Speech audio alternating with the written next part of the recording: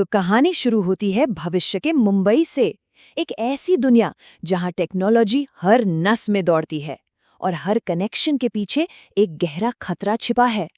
चलिए इस डिजिटल भूल भुलैया में एक बहुत बड़े रहस्य की परतें खोलते हैं।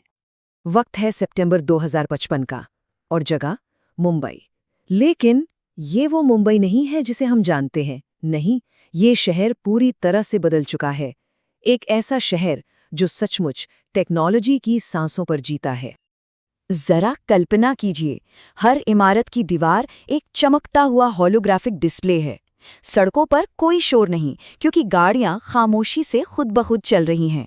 और आसमान, अरे वो तो डिलीवरी ड्रोन्स के झुंड से भरा पड़ा है, बिल्कुल मधुमक्खियों के छत्ते की तरह। और सबसे बड़ी बात, हर कोई एक छोटे से न्यूरल लिंक ईयरपीस के जरिए सीधे इंटरनेट से जुड़ा हुआ है। मतलब एक पूरी तरह से हाइपर कनेक्टेड दुनिया। और इसी हाईटेक दुनिया के बिल्कुल सेंटर में है हमारी कहानी का अड्डा nexus institute of advanced technology. और यहीं पे एंट्री होती है हमारी कहानी के मेन कैरेक्टर की। नाम है वीर मल्होत्रा। Student ID NXT20554782। उम्र महज 19 साल। कहने को तो एक नया स्टूडेंट है, पर वो किसी आम स्टूडेंट जैसा बिल्कुल नहीं लगता। उसकी आंखों में ना एक अजीब सी तेजी है, जैसे वो सिर्फ देख नहीं रहा बल्कि हर चीज को स्कैन कर रहा हो, एनालाइज कर रहा हो। एक बात तो साफ है, वो यहाँ सिर्फ पढ़ाई करने तो नहीं आया। और यहीं पर वीर की दोहरी जिंदगी का पहला राज खुलता है। जो दुनिया देखती है वो है एक नॉर्मल कॉलेज स्टूडेंट जिसके बैग में एक लैपटॉप है, लेकिन जो छिपा है वो है एक कस्टम बिल्ट हैकिंग रिग। कोई मामूली मशीन नहीं, बल्कि इतनी पावरफुल कि किसी सरकारी सर्वर को भी पानी पिला दे। मतलब वीर की असली पहचान कुछ और ही है। तभी उसकी मुलाकात होती है रोहन कपूर से। और रोहन, भाई वो वीर से बिल्कुल उल्टा है, एकदम बातूनी, हमेशा जिज्ञासु, एक खुली किताब जैसा। और रोहन के इस खुलेपन के सामने वीर का वो थोड़ा गंभीर, थोड़ा रहस्यमयी अंदाज और भी ज्यादा साफ नजर आने लगता है। तो चलिए अब सीधा चलते हैं ओरिएंटेशन हॉल में, क्योंकि यहीं पर नेक्सस इंस्टीट्यूट का असली चेहरा सामने आने वाला है। और एक बात पक्की है, ये कोई वेलकम स्टूडेंट्स वाली बोरिंग स्पीच नहीं होगी। और बस यहीं से माहौल एकदम बदल जाता है। इंस्टीट्यूट के डायरेक्टर डॉक्टर अरविंद देशमुख एक होलोग्राफिक इमेज के तौर पर सामने आते हैं। और वो कोई लाग लपेट नहीं, सीधे मुद्दे की बात करते हैं। वो कहते हैं, ये सफर आपको साधारण प्रोग्रामर से असाधारण साइबर योद्धाओं में बदल देगा। साइबर वॉरियर्स, प्रोग्रामर नहीं, योद्धा। तो डायरेक्टर एक बहुत ही जायज सवाल सबके सामने रखते हैं। सोचिए, एक ऐसी दुनिया में जहां सब कुछ कनेक्टेड है, खतरे कितने बड़े हो सकते हैं। क्या होगा जब हर चीज हैक हो सकती हो? और ये खतरे ये वाकई में बहुत भयानक है। अब बात सिर्फ डेटा चोरी या पासवर्ड हैक करने की नहीं रही। नहीं, अब तो हैकर्स किसी के पेसमेकर को हैक करके उसकी जान ले सकते हैं। पूरी की पूरी सेल्फ ड्राइविंग गाड़ियों के फ्लीट को हाईजैक करके तबाही मचा सकते हैं। या फिर एक झटके में पूरे शहर की बत्ती गुल कर सकते हैं।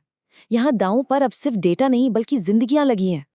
तो डॉक्टर देशमुख अपनी बात को और साफ करते हुए कहते हैं, हम सिर्फ कोडिंग नहीं सिखाते, हम युद्ध सिखाते हैं। डिजिटल युद्ध। मतलब साफ है, नेक्सस कोई टेक कॉलेज नहीं है, ये एक डिजिटल मिलिट्री एकेडमी है। यहाँ का मकसद सिर्फ अपना बचाव करना सिखाना नहीं, बल्कि हमला करना भी सिखाना है। अब जब बात योद्धा बनाने की हो रही है, तो लड़ाई सिर्फ कीबोर्ड और माउस तक तो सीमित नहीं रह सकती है ना। ओरिएंटेशन का अगला हिस्सा तो स्टूडेंट्स को और भी ज्यादा चौंकाने वाला है। अब स्टेज पर आती हैं प्रोफेसर माया सिंह। वो समझाती हैं कि देखो, डिजिटल जंग लड़ने वाले सिर्फ स्क्रीन के पीछे महफूज नहीं रहते, उन्हें असल दुनिया में किडनैपिंग से लेकर जानलेवा हमलों तक का सामना करना पड़ सकता है। और इसीलिए नेक्सस में हर एक स्टूडेंट के लिए मार्शल आर्ट्स ट्रेनिंग कंपलसरी है। क्राव मागा, ताइक्वांडो, जो चुनना है चुनो, पर लड़ना सीखना ही होगा। यहाँ दिमाग और जिस्म दोनों को फौलाद बनाया जाता है। अब ये सुनकर जहां ज्यादातर स्टूडेंट्स के होश उड़े हुए हैं, वहीं वीर के चेहरे पर एक हल्की सी जानी पहचानी मुस्कान है। क्यों? क्योंकि ये तो उसका होम ग्राउंड है। वो एक ताइक्वांडो ब्लैक बेल्ट है। उसके रिटायर्ड आर्मी ऑफिसर पिता ने उसे सिर्फ कोड लिखना नहीं बल्कि लड़ना भी सिखाया है। तो वीर इस चैलेंज के लिए पहले से ही तैयार है। अच्छा, ओरिएंटेशन तो हो गया, अब जरा इस कैंपस का एक टूर लिया जाए, क्योंकि ये जगह सच में किसी साई-फाई फिल्म का सेट लगती है। यहाँ की लाइब्रेरी पूरी तरह से ऑटोमेटेड है। रोबोट्स और होलोग्राफिक कैटलॉग। कैफेटेरिया में खाना भी रोबोट ही सर्व करते हैं। लैब्स, वो तो लेटेस्ट क्वांटम कंप्यूटर्स से लैस हैं। और हॉस्टल, अरे वहाँ तो बायोमेट्रिक एंट्री है और हर कमरे में एक पर्सनल एआई असिस्टेंट भी। मतलब टेक्नोलॉजी यहाँ हवा में घुली हुई है। तो दिन खत्म होता है और वीर अब अपने हॉस्टल के कमरे में अकेला है। बाहर से सब शांत है, लेकिन अब उसके असली मिशन का वक्त शुरू होता है। वो असली काम जिसके लिए वो नेक्सस में आया है। वो अपना कस्टम रिग ऑन करता है और नेक्सस के नेटवर्क में सेंध लगाने की पहली कोशिश करता है। पर ये कोई बच्चों का खेल नहीं है। ये नेटवर्क एक किला है। मल्टी लेयर्ड इंक्रिप्शन की दीवारें, हैकर्स को फंसाने के लिए हनीपॉट्स के जाल और रियल टाइम में हर हरकत पर नजर रखने वाले गार्ड्स। इसे जिसने भी बनाया है वो कोई जीनियस है।